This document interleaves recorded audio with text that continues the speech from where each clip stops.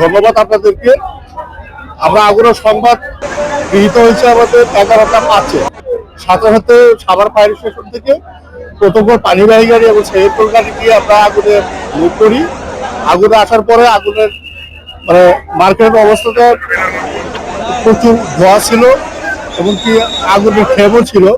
এতে দেখে আমাদের সাহায্য চাইলে আমরা জিরাপুর ফায়ার স্টেশন থেকে দ্বিতীয় গোলগাড়ি, পানিবাহী গাড়ি এবং বিশেষ পানিবাহী গাড়িটা মুভ করা হয় এবং আগুন আধা ঘন্টা প্রায় 30 মিনিটের ভিতরে 30 মিনিট চেষ্টা করে আগুন নিয়ন্ত্রণ সম্পূর্ণ নিয়ে আসা হয়।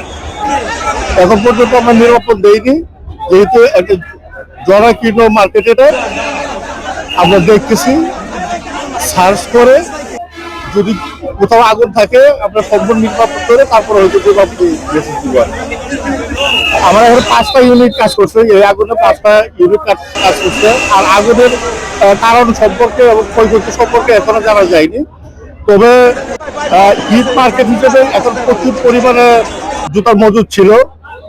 আল্লাহ রাব্বুল আলামিন অতি তাড়াতাড়ি আগুনটা নিয়ন্ত্রণে আনায় বড় ধরনের ক্ষয়ক্ষতির হাত থেকে রক্ষা পাওয়া গেছে।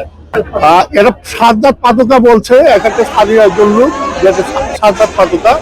তবে আমরা সংবাদ পেয়েছিলাম পর্ণফুলি মার্কেটের কথা, কিন্তু এখানে এসে শুনলাম যে সাজ্জাদ পাতুকা না। আরো মানে ক্ষয়ক্ষতি ওটা নিরূপণ করা যাচ্ছে না এখন, যেহেতু মালিক পক্ষের কোনো লোকজন এখানে পাওয়া যায় না। এখানে 7টা দোকানের কথা শুনছি, 7টা দোকানের মালামাল ক্ষয়ক্ষতি হয়েছে। এখানে ছোট্ট একটা এর দুই পাশের দোকানদাররা বসে হয়তো 3 ফিট 4 ফিট করে জায়গা নিয়ে তারা দোকান বসাইছে। না, ইনশাল্লাহ পার্শ্ববর্তী যে রটা আছে একই মার্কেটের, সেই রতেই আগুনে কোনো ক্ষয়ক্ষতি হয়নি।